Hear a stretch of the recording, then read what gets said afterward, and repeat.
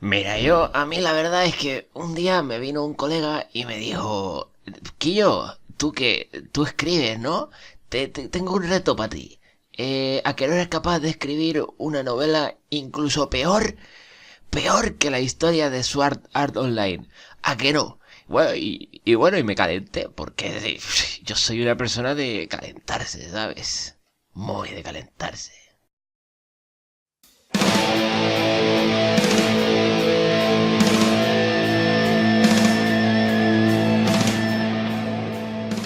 Suelo tener problemas para disfrutar con obras relacionadas con fantasía de poder geek. No sé si es por toda la comunidad tóxica que rodea sus foros o simplemente nunca me he considerado un fan acérrimo de toda esta cultura fantástica y de ficción. Además, a lo largo de mi vida he sufrido decepciones constantes cada vez que intentaba sumergirme en una de estas obras. Como uno de los casos más representativos pondría Sword Art Online, pero después de tanto tiempo he decidido sumergirme dentro del mundo de Ready Player One, con el fin de encontrar algo que me convenza dentro de este mundillo. El resultado no podría ser más decepcionante. El argumento principal de esta historia gira en torno a una crisis energética alrededor del mundo. El petróleo se ha acabado y la humanidad se ve sumida en la más absoluta pobreza. Un juego de realidad virtual sirve como vía de escape y forma de vida de millones de personas. Un mundo online creado por un genio desarrollador con desequilibrios llamado James Halliday. Antes de morir, Halliday organizó una competición alrededor de un huevo, que para encontrarlo deberías encontrar 3 llaves y 3 puertas. El ganador conseguiría la fortuna en herencia del desarrollador, así como la empresa y el juego en cuestión. Pasando por alto la poca originalidad de la trama, bien llevado el libro podría haber sido decente.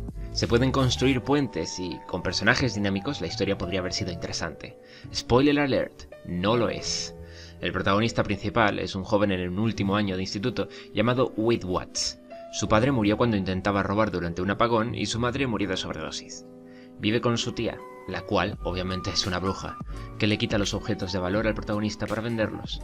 ¿Se os ocurre algo menos original que padres muertos y adopciones disfuncionales?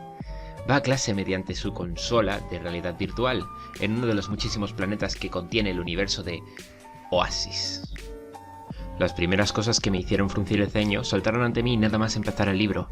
Ya hablaremos de la forma de escribir del autor. Vamos a echar primero un vistazo a las cosas que no tienen sentido. En el mundo real, Wade Watts vive en una especie de torre compuesta por caravanas fijas. Según la explicación que se da, son un barrio de chabolas, compuestas por un esqueleto de metal que apila literalmente una caravana encima de la otra. Así hasta formar 22 plantas de caravanas. ¿De verdad no había otra forma más práctica de construcción? ¿Vosotros os tragáis que ante la crisis del petróleo todos los pobres compraremos una caravana y la pondremos una encima de la otra para ahorrar espacio? Además de que es muy poco práctico, en el libro se especifica que los derrumbamientos eran frecuentes, así que no es ni seguro ni práctico y literalmente es una chorrada. Por muy poco petróleo que haya, el cemento, hormigón y el hierro no tienen por qué escasear. Por muy básica que fuera, una construcción normal siempre iba a ser más segura y práctica. Si el argumento es que la humanidad es tan pobre que no puede ni pagar a obreros para construir edificios de apartamentos, explicadme entonces cómo sigue habiendo un sistema de educación gratuito. No solo eso, un sistema de educación que reparte consolas Oasis a sus estudiantes para que puedan estudiar desde ella. Este es el segundo punto que se sale de lógica. El instituto del protagonista, y por ende todos los institutos del mundo, solo dan consolas a aquellos alumnos que tengan una nota media por encima del suspenso. Es un sistema elitista y un poco cruel, en los que los centros educativos físicos se ven reducidos a simples centros de menores con problemas. Imaginad los profesores que tengan que dar clase ahí, o imaginad que eres un niño con déficit de atención o con problemas para estudiar. Te quedarás en el mundo real, estarás jodido. Un mundo que el libro describe como un lugar, y cito textualmente, donde te roban, violan y venden tus órganos. Los pilares de esta sociedad en la que se adapta el libro se desmoronan con muy poca credibilidad, y estos son solo las 15 primeras páginas del libro. En muchas ocasiones pareciera que el personaje de Wade es el único pobre que deambula por Oasis. Todos los demás parecen tener una vida de clase media. En un momento se nos explica que Parzival, el avatar de Wade, es solo nivel 3 porque le resulta muy caro viajar a otros mundos para entrenar. Es solo nivel 3 en 5 años de entrenamiento. Pero literalmente su mejor amigo es nivel 30 y todos los demás personajes que se introducen no tienen ningún problema para conseguir créditos.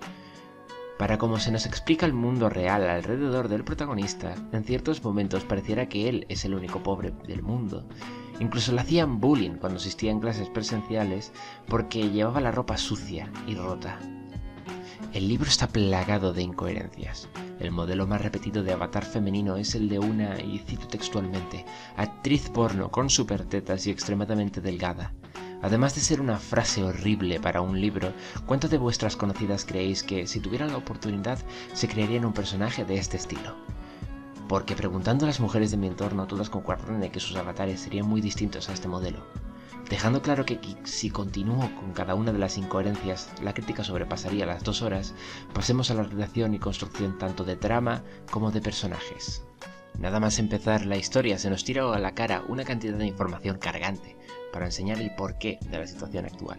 Una especie de explicación que, no bromeo, empieza contándonos la evolución del mono al humano, pasando por guerras, la industrialización y el gasto de toda la energía fósil del planeta, y con la consecuente crisis mundial.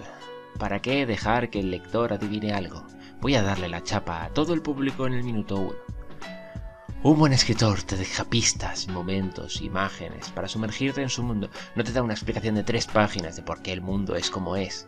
Te suelta en su universo que ha creado y si no es demasiado complicado, tú como lector puedes sacar las conclusiones. Queda mucho más real eso que te vomiten la información nada más empezar. Además, una crisis energética no es algo demasiado inverosímil, es hasta fácil de hacer ver a un público medianamente perspicaz.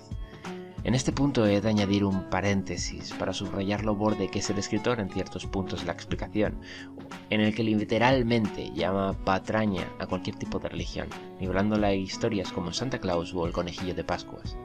Independientemente de si eres creyente o no, esto es una falta de respeto brutal a cualquier persona. En esta explicación hasta se repite 3 veces una afirmación totalitaria y desagradable, en el que trata de imbécil a todo aquel que no piensa como él. Sinceramente, este extracto no puede recordarme más a uno de los peores escritores que ha conseguido publicar un bestseller en este país. En un momento de la introducción se presenta un personaje que solo habla durante 2 páginas. Un tipo al que el protagonista y su mejor amigo dejan entrar en la sala del chat a pesar de que no les cae bien. Su nombre de avatar es iRock. En la descripción el autor nos aclara que es un inepto odioso, un fantasma insoportable que se cree un avatar de élite. En la segunda línea de diálogo, a iRock, el personaje dice: no me veta porque sabe que soy de la élite. No sé si os dais cuenta de lo horrible que es esta presentación de personaje. Nos ha explicado cómo es un aspecto de su personalidad y luego lo ha corroborado exactamente con las mismas palabras. Es sin lugar a dudas una de las peores introducciones de un personaje que jamás he leído. El autor nos está llamando imbéciles a la cara. Esta descripción es un insulto a la literatura.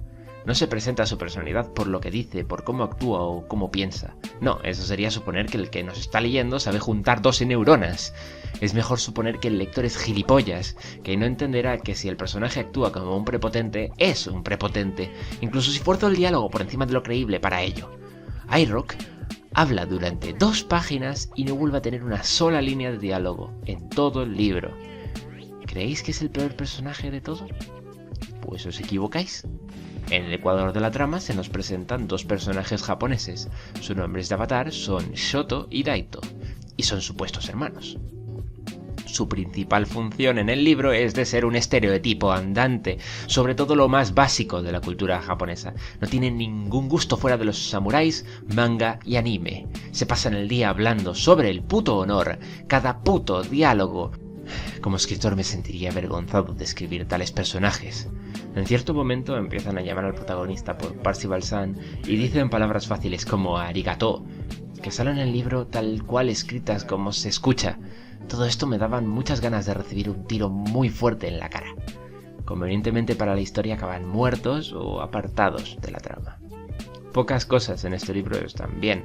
El hecho de que esté plagado de referencias a los 80 sin exagerar en cada página dependerá de los gustos de cada uno, pero a mí me parece insoportable. Además, el libro está escrito de tal forma que parece dirigido a niños de 10 años, así que no sé si entenderán un solo puto guiño. En la trama a veces me aburría más de la cuenta y en muchos momentos de la previsible y facilona y relación amorosa sentí vergüenza ajena. El antagonista es una empresa multimillonaria que quiere hacerse con el juego, un malo sin muchos motivos para ser malo y en ocasiones cruel de manera completamente innecesaria.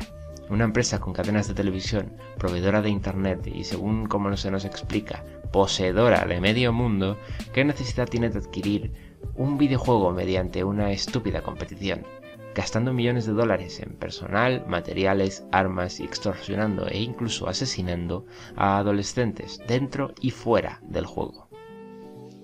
Se dice que no debes esperar mucho de la literatura adolescente, pero es que este libro está mal de pies a cabeza.